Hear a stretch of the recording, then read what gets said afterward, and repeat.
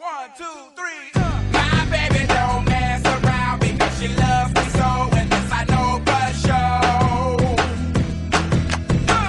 But does she really wanna, but can't stand to see me go? Hello and welcome to Jason's Sports Show. We've been on a very long hiatus. I'm counting a couple months here ever since the show's back at SBC, UCLA.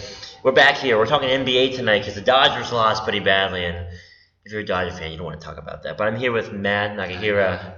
Hello. An NBA fanatic, and today we're going to be talking centers. Now you can talk about all different positions, point guards, guards, forwards, but the center's a man in the middle, playing defense, getting rebounds, and sometimes scoring. So because you're top 15. My top 15. He's top 15, expert. Matt. Just to clarify, I'm not an expert. Far from it. I'm a fan, so this is a fan's perspective. All right, well, gives us a good perspective. So let's start at number 15. Number 15.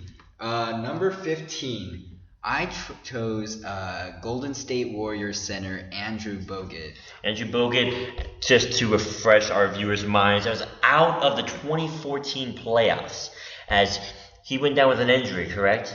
Correct. He's been known for injuries, and that's what's really that's really held him back his entire career. However, when healthy, I think he is a very good defensive presence. He protects the rim well. He's also a good rebounder, and he's 7 feet tall, 245 pounds. Not a lot of 7 feet centers. However, that big body helps Golden State protect the rim when you have Andre Iguodala in the perimeter.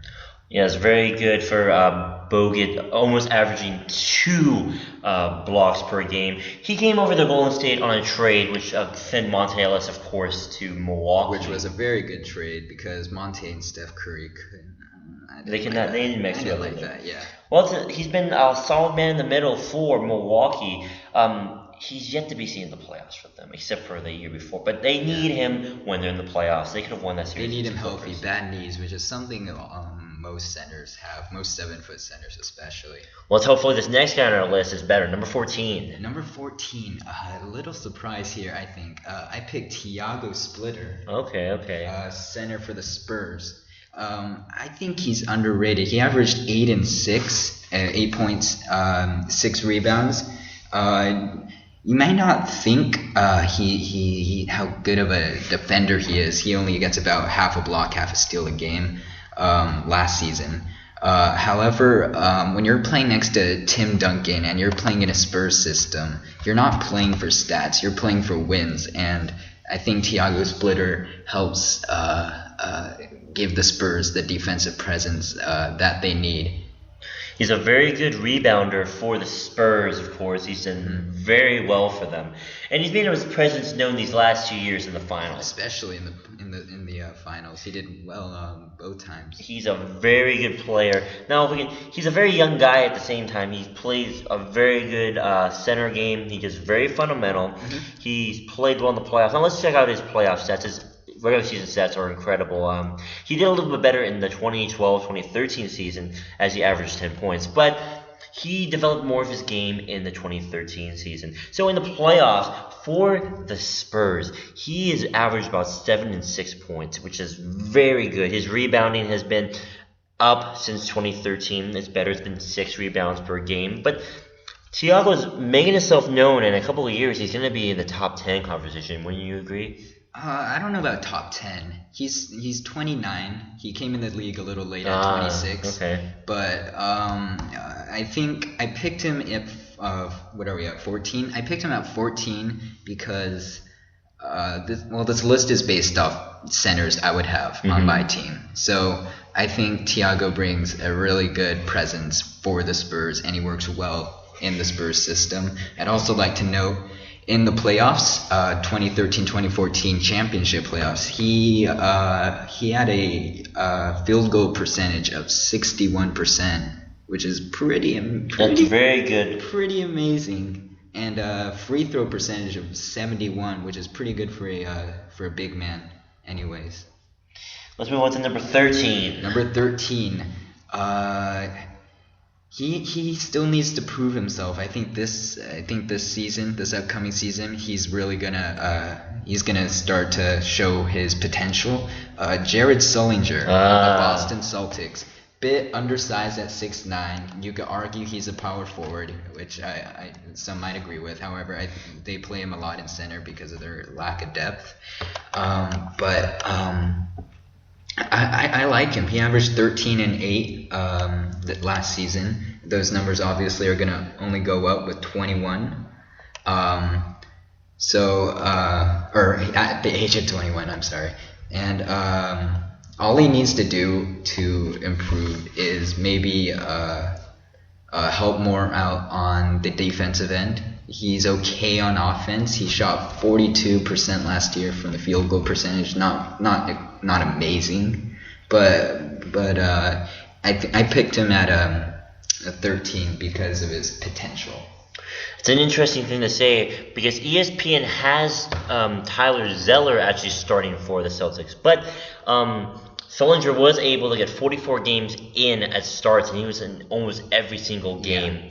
So he played very consistently, putting 13 points up. I mean, look at this Boston lineup if we can deviate for a second. I mean, you don't got a lot here. You got Rondo, and Rondo's looking for guys all the time, trying to step up. Yes. You got Avery Bradley. He's okay. He's a three-point shooter. Jeff Green was originally brought to the Celtics in that trade for Perkins to help them beef up a little, I guess. Like get a little bit, actually maybe get a little bit smaller, try to get a little bit more mobile. Stretch forward, yeah. But that didn't really work out. I mean, it worked out in the Thunder's favor, of course. But you catch the early access of Boston have put up a fight in that 2012 playoff run where the Heat would go on to win their first playoff. Let me correct myself. LeBron went on to win his first championship, but they brought the Heat to 7 games, and you can't blame a team for that.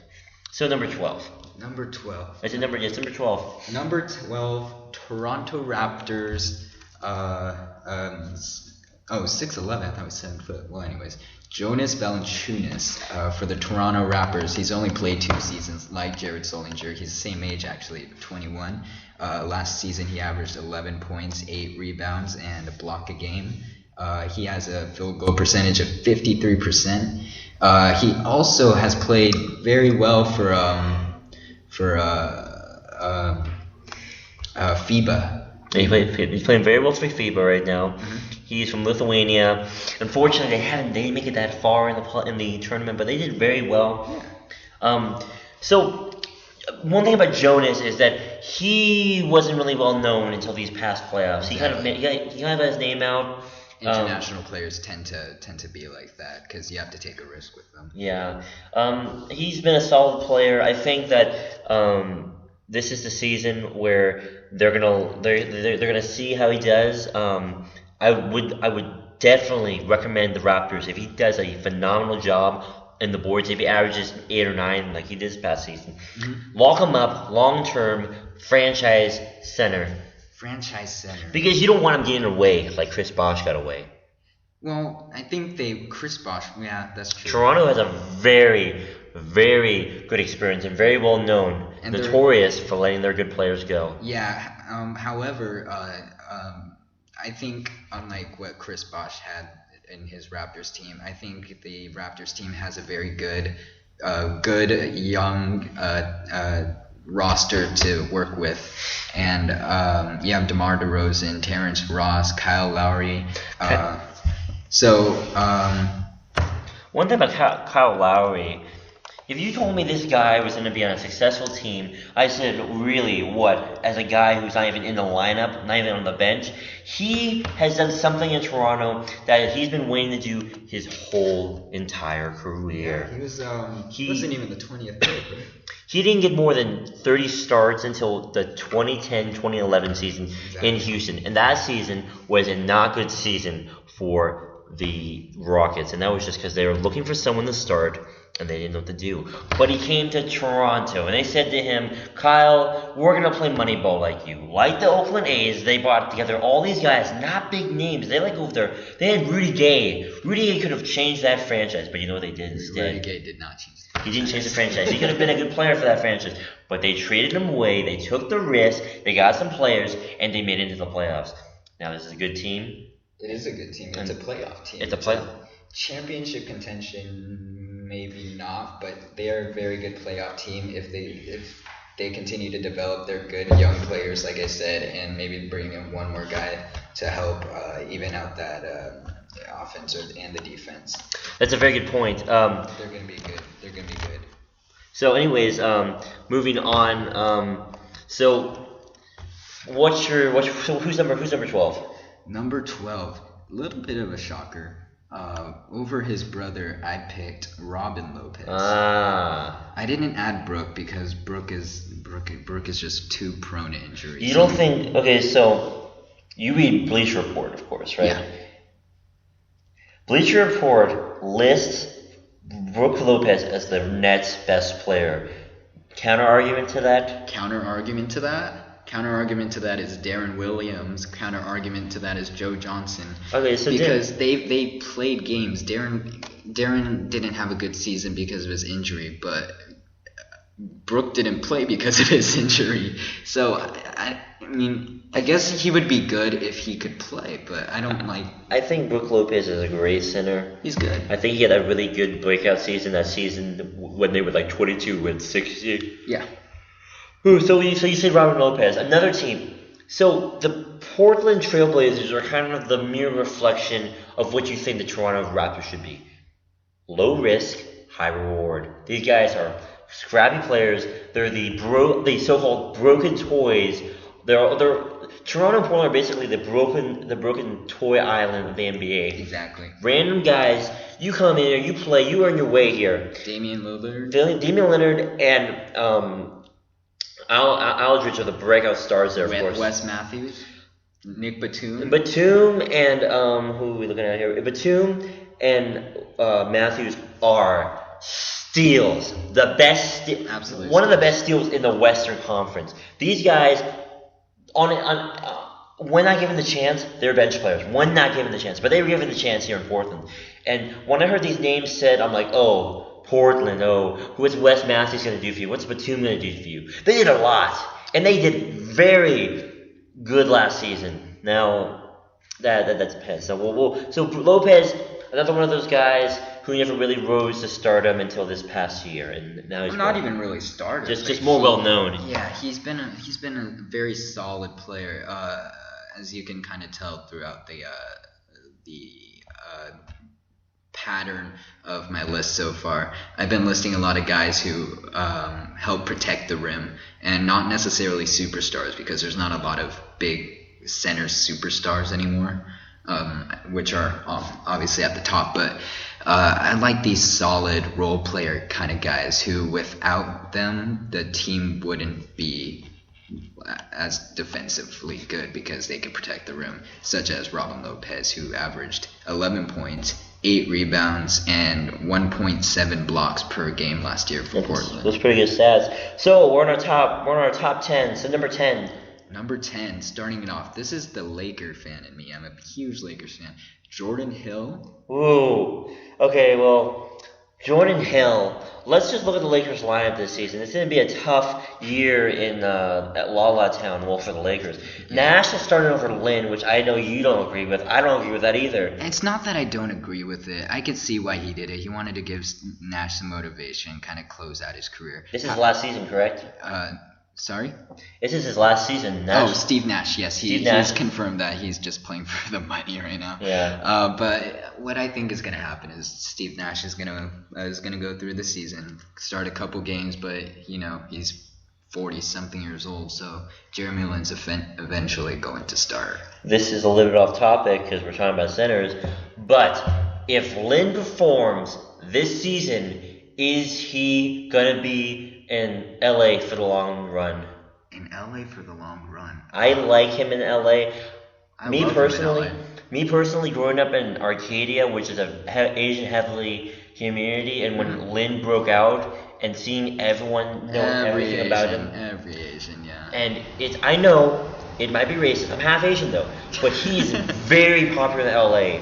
And I'm not saying that because there's a lot of Asians. Not even LA. He's huge in California. He's huge in Houston because there's a huge Chinese population there. Exactly. And that's actually a very true point because Yao Ming, he had very huge success in Houston. So I think if he puts decent stats, scores about maybe 14 a game, dishes the ball out maybe 3-4 times a game, he's a long-term runner in LA. Yes. Just know the pass to Kobe. Yes. Well, let's talk more about Jordan Hill. Jordan Hill, he is a high energy player. He's admitted himself though that he's better in spurts because he just gives it all, just gives 100% on the court. So I don't know how he's going to play as a starter or a long-term minute player. He's a great bench player. However, there's no one really else to take center. We're going to put Carlos Boozer, but he's too small. Julius Randle's too small. But I like Jordan Hill. He's high energy. He'll give you rebounds, a lot of offensive rebounds. He's a great offensive rebounder. And he'll put up some points too at a pretty good efficiency, 55% field goal percentage last year. He's pretty big. He's kind of getting his feet wet right now. He started a career high 32 games last season. That's a lot. Yes. Now he's gonna get more. He's getting more adjusted to it. Yeah. We'll see how he does. We'll see how he reacts. But I think he's still young. He's still got a few quality years in him. And if he can get a good year this year and prove to everyone that the Lakers can win more than maybe 30, maybe even 40 games, and just cut on his shoulders on the rebounds department, he might be able to prove to everyone that he's a top 10. I agree. So number 9. Number 9. Not a true power forward, but he plays a lot of center, or not true center, but he plays a lot of it. David Lee for Golden State Warriors. So you got 2 Golden State Warriors on this list. Yes. Now, David Lee did have to take over the role of Bogut in the playoffs, and he did guard DeAndre Jordan and Blake Griffin very well.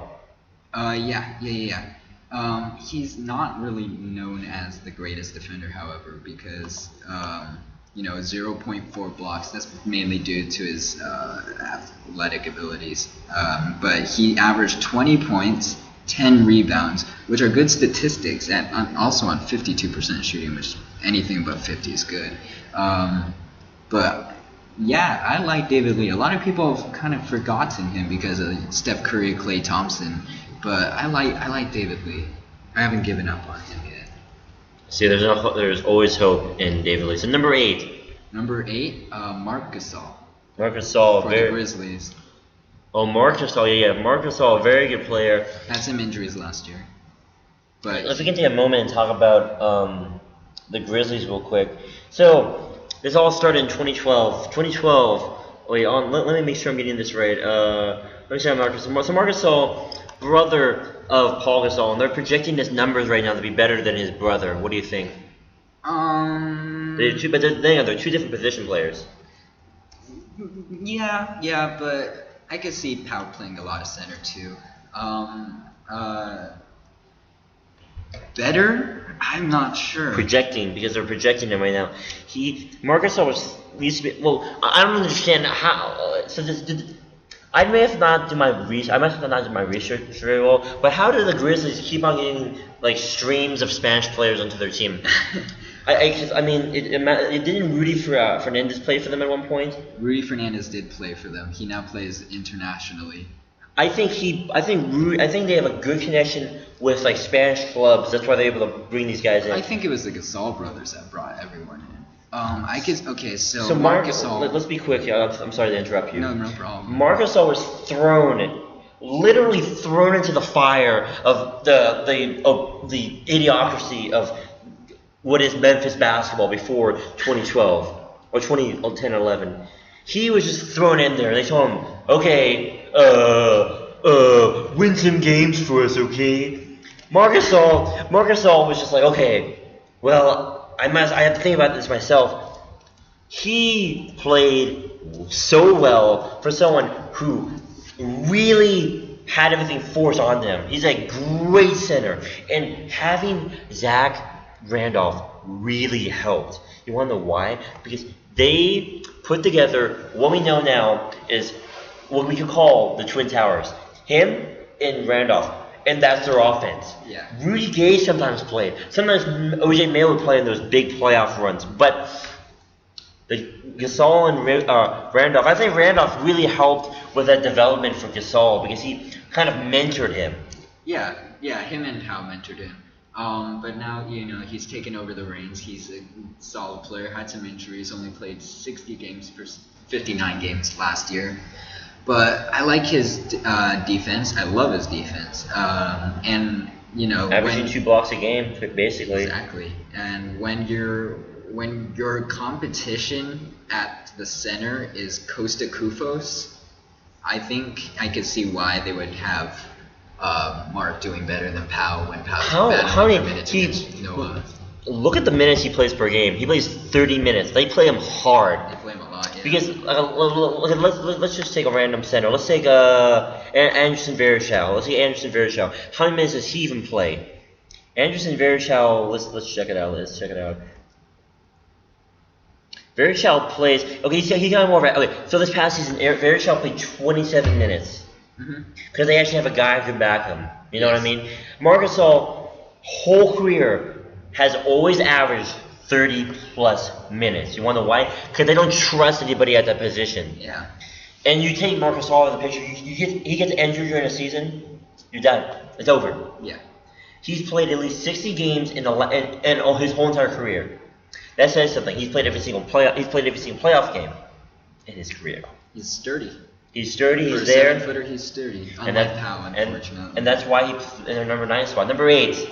Oh, number 8. Okay, number 8 is my boy Roy Hibbert. Roy Hibbert, the trash man, as everyone in the playoffs called. Got a lot of crap for the Atlanta series because he did not play well.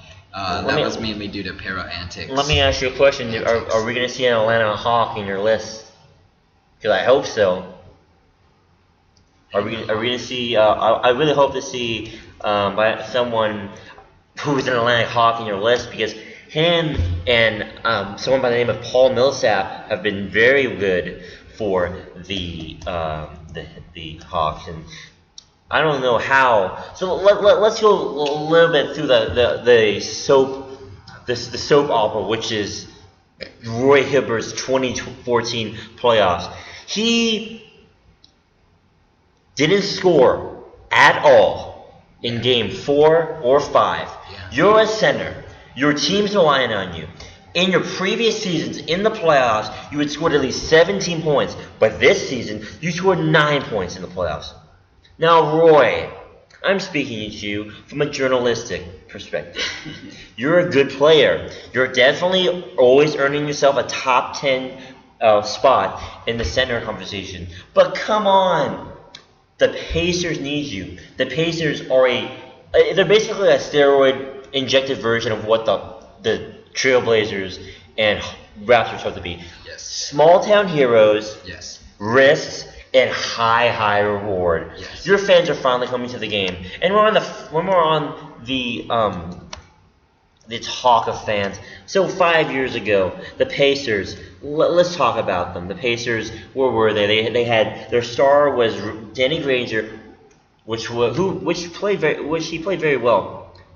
So this past season, the Pacers put themselves up at they were able to pack the field house pretty well. But in 2014, the Pacers didn't look so good. Mm-hmm. So, Roy, you got to give these guys a reason why they come out. I mean, we already know PG's going to be out for the rest of the year. Yeah, unfortunately. So that's going to be a hard hit. Nasty injury. That was a sad injury. Oh, yeah. The Pacers were 28th in the league back in 2009. So that's enough of that. But Roy Hibbert, you're good. You need to return yourself to 2013 form or 2012 form, and you need to come out and you need to play. Bring the defense. Defense is a strong point. Stick to it. Don't try to get too risky on the offense. Yeah. Anyways, number 7. Okay, just to bring back the point of Al Horford, who you were mentioning subliminally, I left him out of the list actually because of his health concerns. I don't know. I'm not entirely up to date on his injury report, but let's check it out right now. Al Horford. I think he's on He was out of the playoffs, correct? He was out for most of the season, I believe. He only played like 30 games. He only played you're right. But Al Horford's when he does play, He's amazing. he plays like no one else. Yeah. Well. We can attribute a lot, and I'm not undercutting this. I'm not understating this. We can attribute a lot of the reasons why the Hawks made the playoffs to him. Yeah. Because him, Kyle Korver, and Paul Millsap. Well, I'm talking about like because Kyle Korver, he didn't join the. I find when Kyle Korver even joined, Paul Millsap I know joined last season. Kyle Korver. Jazz, yes. He was on the Jazz, wasn't he? He played. No, he played for the. He played 2 seasons. 76. So he played 2 seasons. But that lineup of him, of Al Horford, and my name slips my mind. Josh Smith. Yeah, Josh Smith. Those two were very important to the success of the Hawks. Yeah. But him and he. Let's be honest here. Let's be real talk right now. The Hawks are never going to win a championship. They'll win a championship eventually. Their last one, I believe, is in the 70s. Oh, wow. Yeah. They've had trouble, but... They had Wilkins a couple years back. Oh, not a couple years back, a whole long time ago back. But the Hawks, I mean, here's the problem with the NBA, and here it is. There's a lot of teams that do not have potential to win championships. And the reason for that is they don't have the star power to bring people. Think about this. Dwight Howard's making his decision a year back to go either Houston, back to LA, Atlanta, I think it was Dallas, and do you remember the fifth city? I forgot. The fifth city was it Orlando? Was it back to Orlando or something? Dwight Howard grew up in Atlanta. Think about this. Where would Horford go if Dwight Howard went to Atlanta? I don't know where he would go because I don't think he's such a staple in that community, and he did so much for them. Yeah. Anyways, that's off topic. Any final thought? So I like Al Horford. I think he's a good player. I just left him off the list because of injury concerns. Because again, this list is based on like who I would want on the team. And as of right now, Al Horford is not. Like his injuries make him an untrustworthy component of the team. So let's keep on going. So what was number 8? We never got to that. Well, we're at 6, I believe. What was number 7? Number 7 was Hibbert. Okay, so it's number 6. Number 6, Pistons center Andre Drummond. I like that. I like Andre Drummond. He's only 20. He's only 20. He's very young. Very athletic. Great defender. 1.6 blocks per game. 15th man on the FIBA team. But he averaged 13 and a half points. He averages a double-double. He averages way over a double-double. 13 points, 13 rebounds, with 5 offensive rebounds a game. He's so talented. 62% field goal percentage. He's the future of the Detroit Pistons. He's so good. He's so overlooked because he's not on a winning team. Yeah. I mean, okay, think about this. Okay. Third to the last game of the season, he gets not 10, not 20, but 26 rebounds against the Chicago Hawks. I'm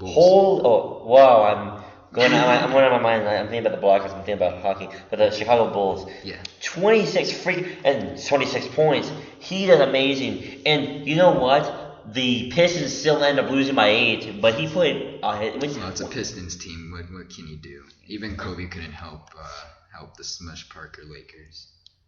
I really like. The Pistons are a good team. They're going to be good in a couple of years. I don't know how Jennings is going to pan out in Detroit. Josh Smith is going to pan out. He's decent. I think they should be a contending team in a couple of years. A couple of years, yeah. So Drummond's a good player. Drummond is the focal point of the Detroit Pistons' future. So number 5, the top 5. Who's number 5 on our list? Number 5 is a 6'11" center for the LA Clippers. Ooh. DeAndre Jordan. DeAndre Jordan. And I can attest to this. DeAndre Jordan plays very well. He's a great defensive. 2.5 blocks per game. He needs to work on his free throws, unfortunately. But besides that, 42% like Andre Drummond. 13.6 rebounds per game. 10 points overall. He's not an offensive. When you have Chris Paul, Blake Griffin on your team, you don't need. Here's where this is where it started taking off for the Clippers, I believe. So Andre was a backup for most. He was backing up came in for such a long time. And then 2010, 2011 came, and Blake Griffin was stealing the hearts of women and men all over Los Angeles. Yes. And he said, okay, I'm going to take this season to quietly improve. And over the last season, he's went from a 7.1 points per game to a 10.4. His rebounds going from a 7.2 to 13.6. And doubled it. Yeah, and his blocks 1.8 to 2.5. Playing very well. Jordan is playing very well for the Clippers, and he's just doing a fantastic job, and I really love it. Hey, So- we're doing a show. So, anyways, any other words about DeAndre? One thing I would like to note is his games. 82 games. He's played everything. He's very durable. Durable. Despite being, despite having a center, most centers being known for their undurability. But he's also averaging almost 70% shooting. Okay. Yeah, he's a very good. He has very good field goal percentage. Granted, he's only taking 6 shots per game. Yes, true. But He's making most of them. He makes those shots, so that's all you need from him. He's a very good player. I love. I think he's a good player. He's only 25, surprisingly. Clippers are gonna sign him down for long term. I remember he almost went to the Warriors actually. Oh yeah, I remember that. So it's a good thing the Clippers nailed him down. Kept him, yeah. He's got big baby Davis behind him, so that should do something. So number 4. Number 4, a guy who leaves a bad taste in a lot of me and my fellow Laker fans. Bad taste in our mouths. Dwight Howard for the Houston Rockets. However, despite his history with the Lakers, you can't deny he's still one of the best centers in the league. And he's in his prime, 28, on a good Houston Rockets team. So you can see a lot you can expect a lot from him this year. He's so good. He averaged 18 points per game, two blocks per game, and 12 rebounds per game. You don't see that a lot from players. They say you can never they say you can never reject greatness.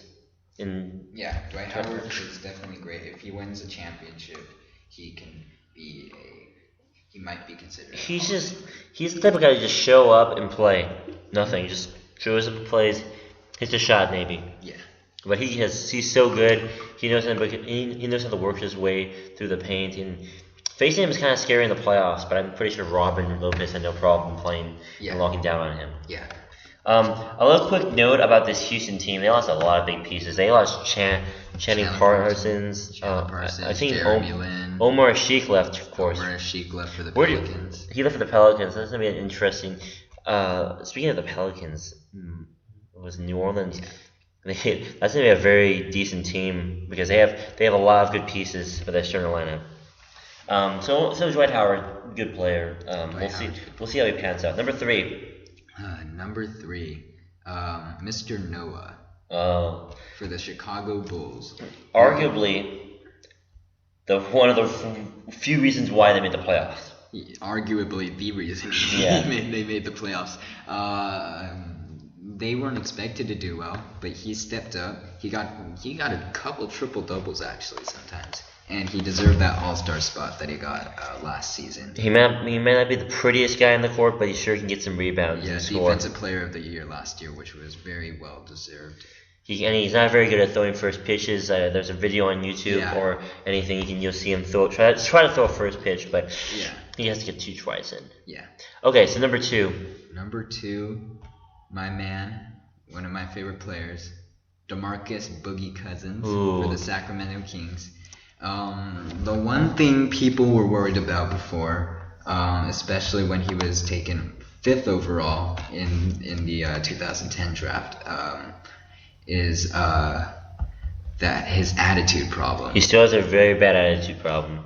One thing I'd like to note, in the FIBA games, he was able to keep his cool sometimes through like taking elbows to the neck, elbows to the head. He was able to keep his cool, and I think it's kind of showing, one, his maturity is growing, and two, that he is ready to take the reins of the Sacramento Kings, who hopefully will get some pieces to actually make an impact and win some games. He's a great center. He's done very well for himself. As long as he can fix that attitude problem, I think he'll be golden. He's good offense, good defense. That's all you need from a center. So, one quick note about DeMarcus before we get to our number one is I had the pleasure to see them. I was able to see Sacramento play Miami in Sacramento this past year. Mm-hmm. Let me read the stat line from that game against the Heat. Let me see if I can find it here. He played against the Heat. I'm trying to find it. Where is it? Oh, here it is. Okay. So, they play the Heat. He puts 41 minutes in. This is an overtime game. Puts 41 minutes, 17 boards, 5 assists, 27 points. He put up 5 fouls that game. And that was 5 fouls before overtime. That was 5 fouls. And he was just so close, and everyone in that stadium was holding on the last breath. Yeah. Every time play would stop. Mm-hmm. It was always very scary. And if you look at it on here, there were so many times he gets 5 fouls. If you can limit those fouls to 3 or 4, and you can just play, you can play very physical defense, but you gotta watch out. He went through stretches. I think he had an injury this season, or a suspension or something, but he can be good. He just needs to. He is good, yeah. He can be very good if he just stays out of the foul trouble. Anyways, number one. Really, I guess the only guy left, Andrew Bynum. No, just kidding. Al Jefferson. Al Jefferson For the Charlotte Bobcats, the focal point of the offense, focal point of the defense. Averaged 22 points, 11 rebounds, and 1 block, 1 steal a game. I'm very surprised. So before we go into depth for Al Jefferson, let's read off our honorable mentions. We have Brooke, of course. We have Anderson Varejao, Tyson Chandler, Yeah. JaVale McGee, Andrew Bynum. Andrew Bynum. I don't even know if he's gonna play this. I don't think so either. We have Mason Plumlee, who was decent. He's decent. Yeah. Kendrick Perkins, Omar Sheik, and Pekovic. Pekovic lost his game. So Al Jefferson, which was great for the Bobcats. Amazing for the Bobcats. Amazing for his career too. After being stuck in Utah, now he finally is able to play on a playoff team. He likes the new look. Kemba, Gilchrist. He's not very young, but he's got something left to prove for his career. He's in his prime, I think. Still, he still has stuff left. I think he was relied on too much in Utah. I think they were asking too much of him in Utah. I think they were asking him to play up to the standards of like Malone, which was not possible for him. And I think when they came to Charlotte, they didn't even ask him. They were asking him, "We need you more as a veteran guy to teach these young idiots how to play basketball." We need you as, I don't know. He's the anchor for the team. He's what made the Charlotte, Hornets now. Charlotte Hornets into a playoff team because they had Kemba, they had Kid Gilchrist, but they just needed that one guy who could be the anchor defensively and even offensively for that team. And they're gonna get there. So we're gonna see how we're gonna play. We're gonna see how Jefferson comes out this season and plays for them. But I mean, how well do you think Jefferson can even do in Charlotte? I think Jefferson has already proved that he can do incredibly well for Charlotte. Also, it's not fun. How disappointing he was. It's close. Anyways, This ball's pretty close to him. so anyways, yeah, so that wraps up our show for today, I guess. Yeah. We have all 15 like players, I guess. So anyways, next time we be on here, we'll probably go over point guards or something, huh? Guard, shooting guard, forward, yeah, whatever you want. Anyways, that concludes today's show of Jason Sports Show. Thank you for joining us. And that's been us for tonight.